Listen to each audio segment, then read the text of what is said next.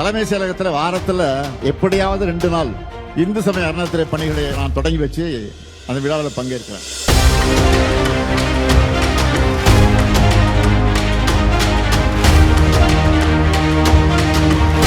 நம்ம ஆட்சியில இந்து சமயம் சார்ந்து என்னென்ன செஞ்சிருக்கோம்னு ஒரு நாள் முழுக்க பேசுற அளவுக்கு சாதனைகள் பெரிய லிஸ்டே இருக்கு.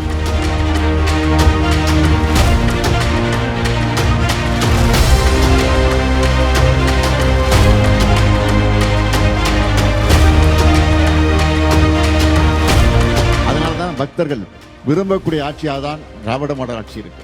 ஆன்மீக பெரியவர்கள் விரும்பும் ஆட்சியா இருக்கு. அனைத்து சமயத்தவர்கள் நம்பிக்கைக்கும் மதிப்பளிச்சு அவன் மத உரிமைகளை காப்பாற்றுகிற ஆட்சியா நடத்திட்டு வரோம்.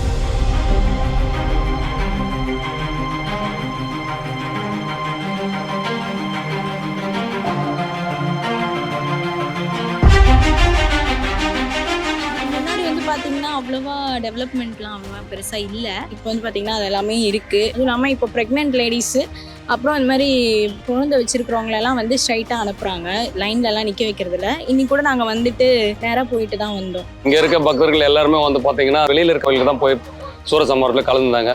முதலமைச்சர் வந்து எல்லாமே நல்லதாக நடக்கும்போது எந்த நல்ல விஷயம்னாலும் அது யார் பண்ணலாம் உடனே நீங்கள் அதை செஞ்சு கொடுங்க அப்படின்னு முதலமைச்சர் ஐயா சொல்லி ஒரு ஷார்ட் பீரியடில் குறுகிய காலத்தில் வந்துட்டு இந்த சூரசம்ஹாரமும் கந்த சஷ்டியும் கிட்டத்தட்ட திருச்செந்தூரில் பண்ணுற அளவுக்கு எல்லாமே சிறப்பாக பண்ணி பலரக்கணக்கான பக்தர்கள் வந்து வழிபட்டு தரிசனம் பண்ணி சூரசம்ஹாரத்தை ரொம்ப சிறப்பாக இருந்தது.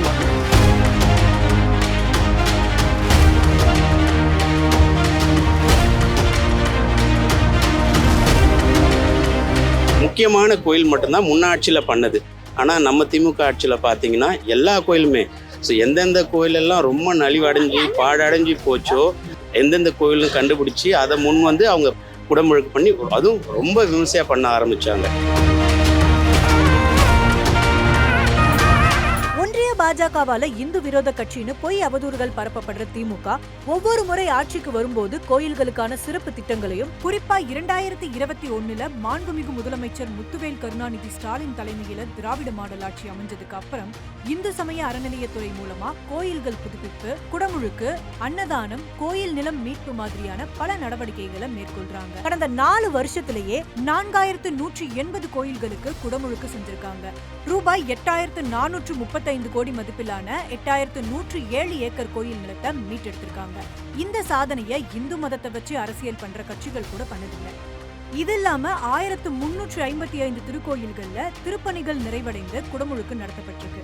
143 திருக்கோயில்களோட குளங்கள் சீரமைப்புக்கு மட்டும் ரூபாய் 84.16 கோடி நிதி வழங்கப்பட்டிருக்கு.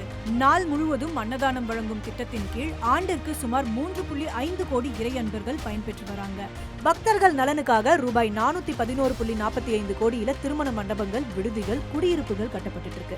15,753 திருக்கோயில்கள்ல ஒரு திருக்கோயிலுக்கு ஓர் அர்ச்சகர்னு பதிவு செஞ்சு மாத ஊக்கத்தொகை ரூபாய் 1000 வழங்கி ஜனவரி 2024 வரைக்கும் மட்டும் 15,753 அர்ச்சகர்கள் பயனடைஞ்சிருக்காங்க. இது இல்லாம அரசு செலவுல ஆன்மீக பயணம், வள்ளலார் விழா, சித்தர்கள் விழா, 11 பெண் ஓதுவார்கள் நியமனம், அங்கங்க குடமுழுக்கு, கோயில் சீரமைப்பு பணிகள்னு இன்னும் திமுக ஆட்சியில இந்து மக்கள் உணர்வுக்காக செய்யாத திட்டங்களே கிடையாது.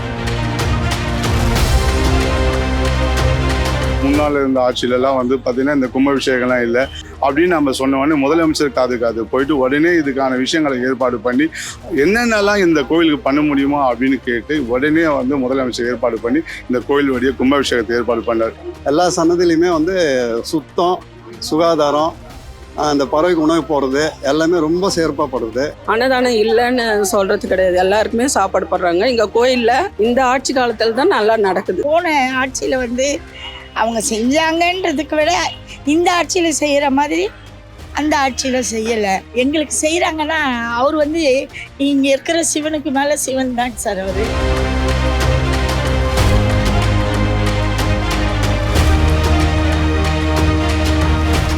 ஒரு 50 வருஷம் 60 வருஷம் கும்பாபிஷேகம் ஆகாம இருந்த கோயில்லாம் கூட எடுத்து புனருத்ரானம் பண்ணி கும்பாபிஷேகம் பண்ணிட்டு இருக்காங்க. இதுக்கு முன்னாடி பெண்களுக்கு வந்து ஓதுறதுக்கான வாய்ப்பு இல்லாம இருந்தது. இதெல்லாம் எங்களுக்கு ஒரு கனவு மாதிரி இருந்த விஷயம். நம்ம முதலமைச்சர் ஐயா வந்து ஆர்டரை போட்டதுல இருந்து எங்களை மாதிரி பெண்களும் வந்து இன்டர்வியூ அட்டன் பண்ணி சுவாமி முன்னாடி ஓதலான்னு ஒரு பெரிய வாய்ப்பு ஏற்படுத்தி கொடுத்துருக்காங்க. இதற்காக முதலமைச்சர் ஐயாக்கும் இந்து அறநிலையத்துறை ஐயாவுக்கும் நன்றி சொல்லிக்க விரும்புகிறேன்.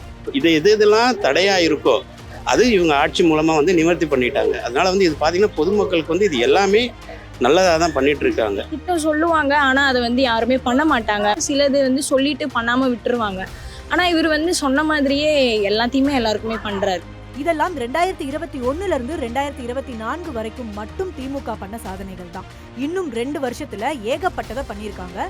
இனியும் செயல்படுத்த பல திட்டங்களுக்கான வியூகமும் திமுக வச்சிருக்காங்க.